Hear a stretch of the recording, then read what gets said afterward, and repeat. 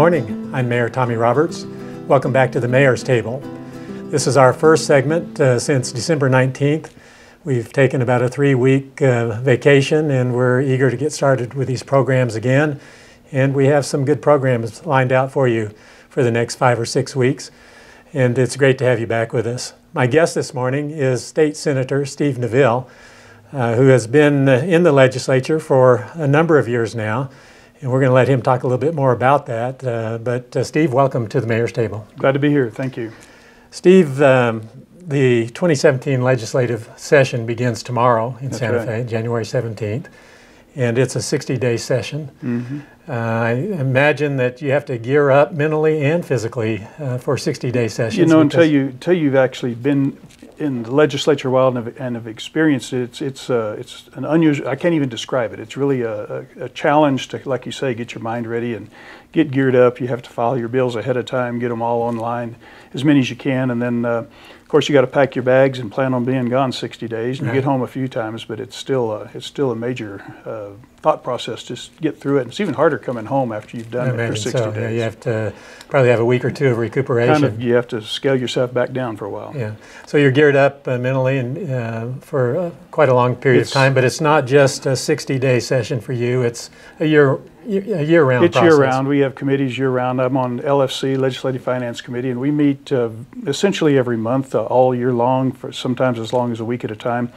And we draft a budget that we've introduced. It's been published, and we're going to start tackling fine-tuning that budget. We take the executive budget and we take our legislative budget, and we try to blend the two together to something that the governor will sign, and the legislators, of course, would vote for ahead of time.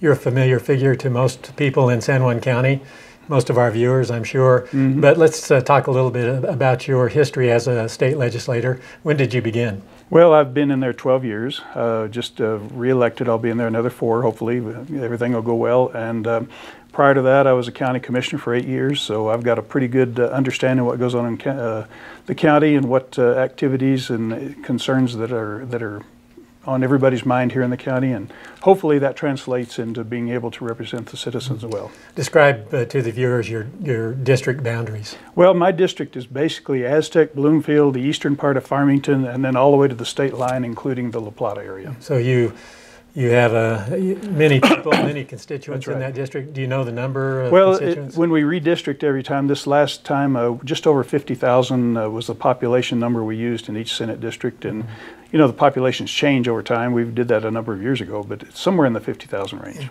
What committee assignments do you have? Well, during the interim, I'm on the Legislative Finance Committee, and that's the one that develops the budget, the draft budget that we start with the session with. During the session, I'll serve on the Senate Finance Committee, and that's my only committee assignment, and that's because that committee meets almost continuously all during the session. Very important committee assignment, one with a lot of responsibility. It's the Budget Committee, and of course the budget is what funds everything the state does. Particularly in light of the economic struggles, the fiscal struggles that the state is experiencing now. And we go into this legislative session knowing that you're about $70 million down in revenue for the current fiscal year and projecting over $300 million deficit in revenue for fiscal year 18. So what are you going to do to rectify those problems? Well, it's hard to say exactly what will finally come out. The first couple of weeks that we're down there, starting this week, is we're going to try to resolve the current fiscal year shortfall. We're 70 million or so, 69, I think is the estimate, but that's somewhat of a guess. But we can't finish the year if we don't fix that. So that's probably going to be looking at any kind of cash balances. We've got certainly some more spending cuts on some programs that we think we can actually reduce. We only have half a year, actually less than half a year, to try to resolve that. So you can't cut too much because most of the year is already passed, and our fiscal year ends June 30th, so we've only got a few months left. And other than that, we're going to have to look at any cash balances that are available to us to redivert into the general fund so that we can pay the bills. And of course, the legislature met in special session, was it in October of last year? Right. And the purpose of that special session was to deal with some negative projections as well, and trying to find some money there. Yeah, we had hoped at that time that we would not have a problem of $70 million. There's two things that happened. First off, we underestimated or overestimated the revenues, and then the other thing is there was about $20-some million in a proposal in some of the education funding that the governor vetoed, and that $20 million is part of that 70 shortfall that we have. So two things, not enough money coming in, and the plans that we laid out didn't quite materialize. As we look forward to the fiscal year 2018 budgeting process at the state level, your projections are based on, in large part, on pricing for oil and natural gas, because our state is obviously so reliant on oil and natural gas production. And so you have preliminary numbers based on current pricing. Is there any optimism that those numbers may be more positive than well, as you know, they're oil projected is now? Currently over $50, and that's better than it was a year ago. We were looking at, I think we're back then, we're in the $30 range, as I recall. So substantially better, but that's only the direct revenue. There's we estimate that about a third of our state budget is directly or indirectly funded by oil and gas activity. So part of it is the actual taxes and revenue that we get off of oil sales. The other part of it is indirect, and that includes the salaries paid to the oil field workers, the gross receipts that those people spend whenever they go to the Walmart store. All of those things, corporate taxes, of course, all of those things go into a bucket, and we estimate that that's roughly a third of our budget. And if oil and gas is not doing well, then that third of the budget is looking a little bit hard to fill. So that's where our shortfall has primarily come from, but it has a ripple effect through the entire economy. Albuquerque is projecting something like a $30 million shortfall. They don't see it as being oil and gas, but a lot of that filters into the state from into Albuquerque from all corners of the state. I want to talk a little bit about how all of this bodes for counties and cities, local government entities. But before I do that, I want to take a look at it from the perspective of those involved in education. I know that in this special session, higher education got hit to some extent, and so they're feeling the impacts of that, and they're probably concerned that they may be targeted here in this 60-day session that begins tomorrow to deal with the state shortfalls. K through 12 didn't feel much of an impact from the special session in October of last year, but I think there is some talk about looking at cash reserves that are being held by school districts. What can you say about that? Well, the cash reserves is they're $200 and some million around the state, and that's one of the pots of money that the legislature may be looking at to try to fill that. That's to fill the shortfall for the current fiscal year. Education, we have tried as best we can over the years to hold as harmless as possible. The situation with education is that it's almost 45% of our total budget, about $2.5 billion out of a $6 billion budget that the state has. We spend another billion on higher education and another billion on Medicaid. Those three are the major components of our budget. It doesn't leave much. If you add that up, that's what, 2.5, 3.5, 4.5, almost $5 billion out of 6. So whatever's left is what we have to pay for the state police and the courts and all of the other things that the state does to take care of children and whatever the needs are of the state.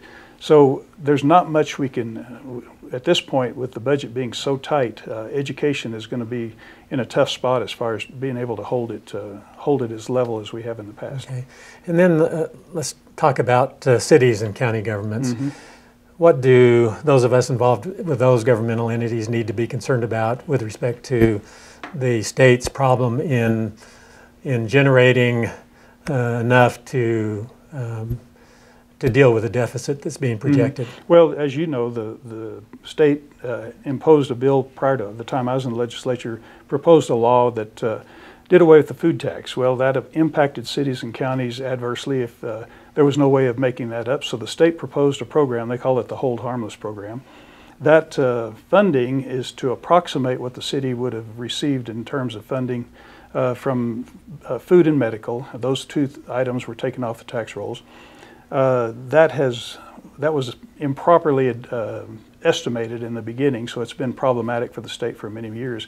There's been many proposals to try to do away with that program, and certainly that would be a factor. I've fought with that situation where they've tried to deal with it many times over the years that I've been in the legislature, because as my history as a county commissioner told me, it would not be easy for a county or a city to try to make up for those shortfalls if that hold harmless funding wasn't there. So I think that there's going to be some concern from cities and counties that the legislature will come in and try to do something to affect that program that would adversely affect the funding that's distributed to the cities. Yeah, I appreciate that explanation. And in fact, Rob Mays, our city manager, and I have met with our San Juan County legislative delegation to talk about the concerns we have about potential hold harmless legislation. And we have talked about it many times on this program as we try to keep our constituents informed about our financial health, our financial situation here at the city of Farmington. And we are obviously very concerned about what may come out. What is the dynamic that exists in the state legislature as a result of Democrats and Republicans and their different worldviews about taxes and taxation? And how would that play into anything that we might see come out of the legislature dealing with the hold harmless issues? Well, just in general, the concept of taxing food on the surface looks bad. People don't like to think that they have to pay tax on their food to survive. But on the other hand, when that bill was actually passed years ago and repealed the food tax, they placed a tax on all non-food items. So in essence, the folks that were on what we call SNAP benefits now, or food stamps, they were not paying tax on food. But whenever they imposed a tax on all non-food items, it actually raised the taxes for people who had of low income. So it didn't accomplish what I think the people who were advocating that, it was under the Bill Richardson administration, and I don't think it accomplished what they wanted to do. New Mexico is a gross receipts tax state. We tax, in theory, we tax everything. Now there's lots of exemptions and pitfalls in that whole process that's been part of the problem that's made our tax structure a little bit awkward. But if we don't, the food is a big component, and it is now being aggravated by the fact that online sales are taking away from the non-food items that people buy. Amazon.com doesn't charge you tax when you order a new pair of shoes online, and I'm as guilty as anybody. I buy stuff online just like probably 90% of the people out there. But you don't buy food online. Food is the most stable component that we could tax. And if we didn't tax the non-food items as heavily and shifted it over to the food side, we could see that the city's revenue would be more stable, as well as the state's. And that's been one of the big factors that kept us from being solvent in the last couple of years since oil and gas has been off, is that we didn't have that component. The food tax actually is a couple $100 million if you look at it in total. And that's a big number when you're talking about a state budget. You mentioned that our gross receipts tax base has been somewhat diluted over time as a result of legislation that has allowed exemptions or credits or deductions from the tax.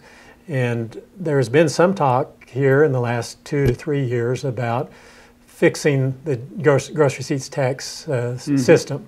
And the idea has been to expand the base and reduce the tax rate. Where are we headed with that kind of a program? Everybody thinks that's a good concept, unless it affects me. That's been the bugaboo in the whole situation. Farmers and ranchers don't pay tax on most of their components that they buy. We've given exemptions to Intel in Rio Rancho. We've given exemptions to they call it the LES facility, a multi-billion-dollar project that was built down in Hobbs. Those entities, they didn't exist before, so it's not like we're losing tax that we never got. But on the other hand, the base keeps slowly being eroded or kept from growing as much as it could because we've given so many exemptions. Food tax is just another one of them. If you're trying to tax on a broad base, you need to tax everything you possibly can on a small amount as opposed to a large amount. And if we try to do a broad-based tax, you're going to end up taxing churches when they buy commodities. You end up taxing Boy Scouts. You're going to end up taxing all kinds of nonprofit organizations. So politically, it's a difficult sell in a lot of cases.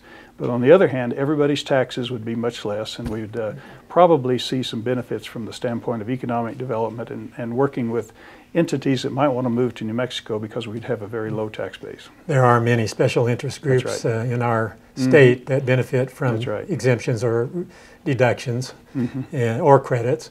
And you're right that the challenge would be very, very high, very, very difficult to overcome all of those special interests that exist out there. But I agree with you also that if it could be done in some form or another, it would probably be the biggest economic boon to New Mexico that we could think of. And so I'm hopeful that we continue to have that discussion, that dialogue, and that we can make some progress toward that. I think it's problematic in getting that done in a 60-day session. It probably is going to take it's a multi-year process. A year, 2 or 3 years of discussion to make sure that anything that could be adopted and enacted doesn't have unintended consequences. That's right. It's always a problem with legislation. Well, Steve, I want to thank you for being with us here this morning, and I know you have a huge challenge as you head to Santa Fe and you try to work on finding ways to deal with the deficits that we have and that we expect to have in the next year. Probably the least fun session I've ever had. I would understand that if that's right. going to be the case. And we're looking forward to staying in touch with you and staying advised of what's happening there. So do you have anything else you'd like to add in closing? No, just if anybody has any concerns or issues, they can contact me through my legislative email, which is Stephen Neville at nmlegis.gov, or you can call me at my office in Santa Fe. So we want to thank Senator Neville for taking his time here this morning to be with us and to provide his insight and perspective on the upcoming legislative session. And I want to thank all of you for tuning in with us this morning, and we'll look forward to seeing you next week on the Mayor's Table.